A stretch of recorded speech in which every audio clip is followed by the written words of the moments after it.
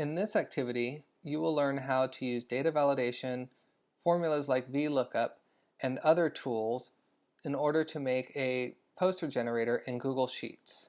For a demonstration, you can see here that I have a display that I could print out as a poster of the United States of America's first Supreme Court Chief Justice, John Jay.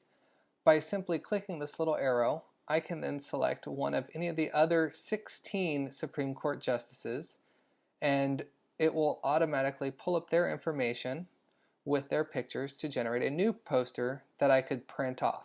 I could also use this to have students come up to the front of the room and present about their particular person.